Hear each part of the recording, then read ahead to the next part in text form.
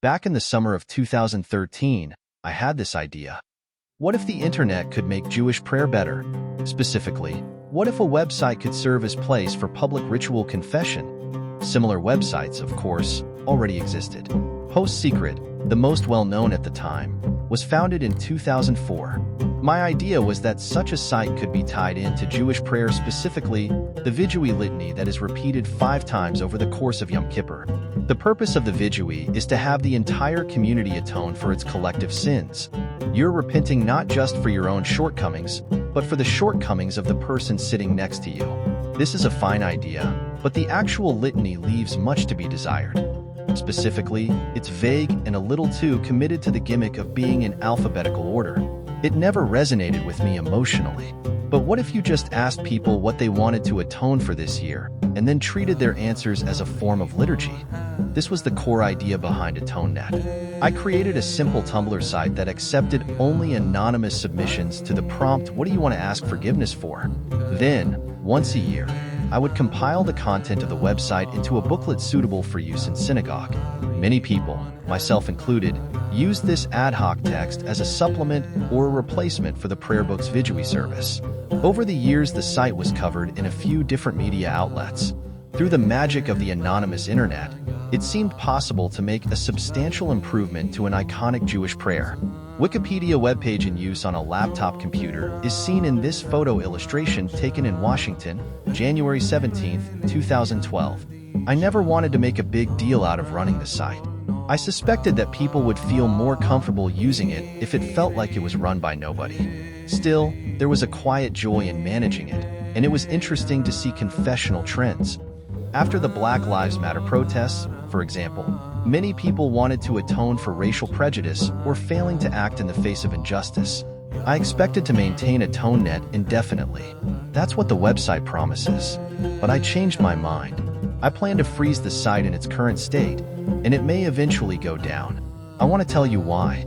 Want to read a paragraph that feels simultaneously very quaint and very current? Picture it. A lonely Jew in Iceland with a laptop computer consults with a Lubavitcher rabbi on the latest Torah reading. A researcher in California printed out a study of Australian Jewish intermarriage from a Jerusalem computer in 10 minutes for the price of a local telephone call. A campus Hillel in New York State asks other Hillels around the country what to do about an upcoming Nation of Islam rally, and gets a dozen responses. This is how the Forward described the internet back in 1994.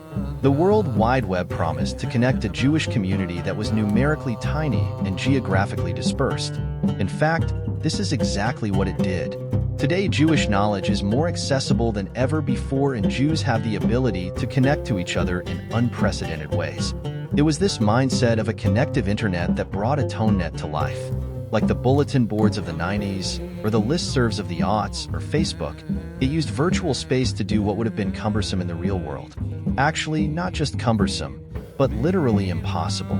The internet's famous ability to grant anonymity, the On the Internet, Nobody Knows You're a Dog cartoon, was published in 1993, allowed people to reveal parts of themselves that you might never see in real life. In this sense, the internet was better than physical reality. The internet created the conditions for truth. Stay updated with the latest news. Subscribe to the Jerusalem Post newsletter. Subscribe now. But of course, Jews don't live on the internet, even if we do spend a lot of time here. In the decades since AtoneNet began, the internet has grown in new and distressing ways.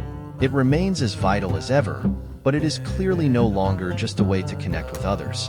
As I have tried to understand its transformations, AtoneNet has felt increasingly like a project for a different time. The two forces driving this change are algorithmically driven content and artificial intelligence. The first means that we are inundated with content that is anonymous, in the sense that it's from people whose identities are meaningless to us, and yet selected to produce some kind of desired effect, like urging us to stay on the app/site or buy products. We all know that we're being manipulated in this way.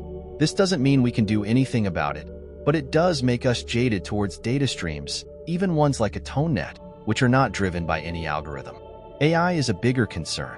The blessing of anonymity that the internet once bestowed on users has now been bestowed on massive amounts of AI-generated content as well. This content can be generated with ease. It's easy to see that it will take up an ever larger percentage of online content over time. We've come to accept this as the price of doing business online, but it's a huge downer. We fell in love with the internet because it connected people to each other. Now, the geography of the internet encourages those connections to happen in smaller, gated communities, WhatsApp groups, some Discord servers, where anonymity is viewed with suspicion. Without realizing it, we've adapted our online habits to avoid the fatigue that comes from constantly batting away lies.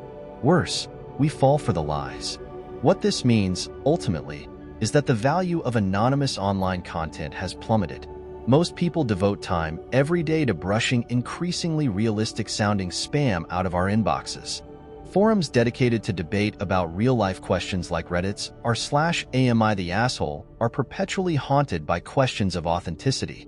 This rot has already set in at the level of text, and advances in AI-generated graphics, audio, and video mean that it's only a matter of time before we need to apply a similarly cynical filter to everything we see on the internet. For AtoneNet, the shift means that the site loses a lot of its emotional power. I've done almost no moderation on the site, but when new submissions come and it's no longer possible for me to tell whether they correspond with real human confessions. Users of the site, too, can now justifiably read the site's anonymity policy as a reason not to trust what they see there. Now, I suppose I could circumvent this problem by developing some kind of authentication system. Maybe there's a Web3 version of AtoneNet. I'm not going to do this. If you're reading this and inspired to try your hand at it, you have my blessing to take the idea and run with it. For me, it's not about the technical problems. The main issue is that a major feature of the internet has now become a major bug. There's a solution to this, but it's not a better website. It's interactions with real people in the real world. You can imagine how I, as a millennial who is very socially awkward, feel about coming to this realization, but it's the truth. The internet is still marvelous, but it's full of nonsense. There's nonsense in the real world too, but most of what you see in physical space is really there. All the people you meet in the real world are real people, a sentence that I didn't think I'd ever need to write. Yes. Physical design definitely tries to manipulate your attention. The layout of grocery stores, for example, has been carefully optimized, but the level of optimization and bullshit is nowhere near what you'll experience on a popular website these days. Importantly, it is harder and harder to see the internet as a place where spirituality happens. It is quite notable that fully virtual prayer spaces, despite their beauty and creative freedom, have not really flourished. I'm working on a story about this for Belief in the Future. Stay tuned. The people who want to go to shul/church/mosque mostly want to go to a physical shul/church/mosque. Virtual spaces can supplement all that, but I suspect that shared physical space is going to emerge as a new religious value. So, what do you do if you want a visual that really does represent your community? My honest recommendation is that you find time to talk to your community about the year that they've had. Maybe you can anonymize the process, or maybe you can create the conditions where you don't need anonymity to trust one another. A version of this article appeared on Substack. The views and opinions expressed in this article are those of the author and do not necessarily reflect the views of JTA or its parent company, 70 Faces Media.